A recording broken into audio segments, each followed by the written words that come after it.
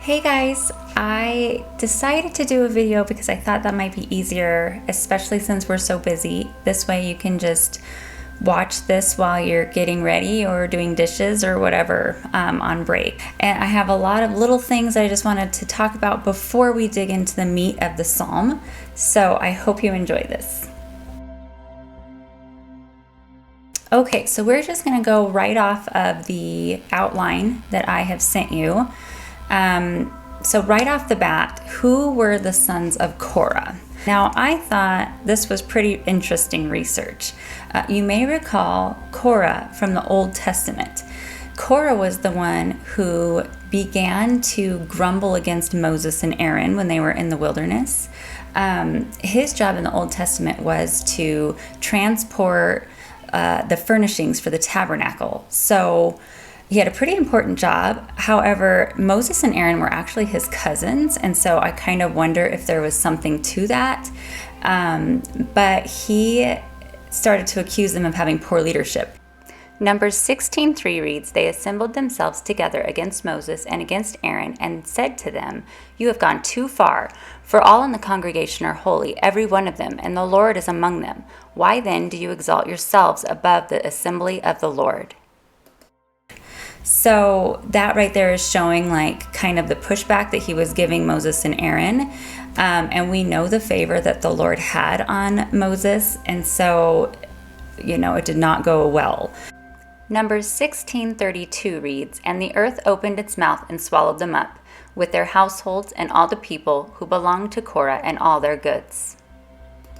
So there's a couple of different verses that I put in the outline if you wanted to look them up. But interestingly, the sons of Korah took a different route, and they actually ended up serving in the Holy Temple. So Numbers 26:10-11 reads, "And the earth opened its mouth and swallowed them up together with Korah when the company died, when the fire devoured 250 men, and they became a warning. But the sons of Korah did not die." So I thought that was super interesting. So that is who wrote this psalm. Okay, so now item B, stanzas. This was new to me. I'm not great with poetry. I wish I was, but I'm not.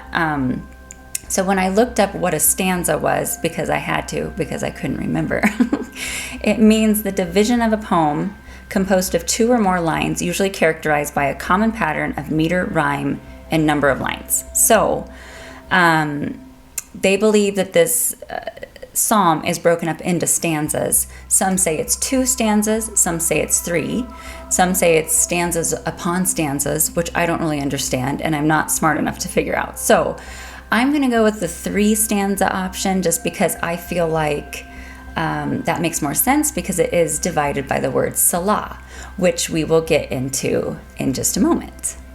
So item C is the word Alamoth. There seems to be some kind of a dispute over what the word actually means, but from my research, this is what I discovered. So most scholars agree that it is a musical term, which is very interesting because the Hebrew root word alma, which they believe is where this word came from, actually means young woman or virgin. So if that be the case, and this is like as in the Virgin Mary in Isaiah 7:14 states, "Behold, the virgin shall conceive and bear a son, and shall call his name Emmanuel." That's where that word shows up in that Hebrew root word. So if that's the case, that could mean that this psalm was sung in young female voices in soprano, which I find is very cool to know that. But however, the word alma can also mean hidden. So some Hebrew scholars believe that this psalm reflects like the hidden things of God. So that could be an option as well. In my opinion, it could mean both, because in a sense, the Virgin Mary was hidden. And so maybe there's something to that as well. But I will let you dig into that on your own and come to your own conclusions on that. Now, our last item, D, Selah, is another mysterious word. However, most scholars believe that it is a musical term as well. The majority of the research that I did on this word pretty much all pointed to a pause in the music. And so I like to kind of think of it as a dramatic pause myself, but there is a little bit of dispute on that. So basically what most scholars are saying is it's a break in the music, of the singing of the music anyway, to kind of have the listener reflect and let them absorb the words, the heaviness of the song, or the joyfulness of the song. Selah is actually used 71 times in the book of Psalms and 3 times in the 3rd chapter of Habakkuk, which I found very interesting. It is read in a poetic type way, so that would make sense for that actual chapter.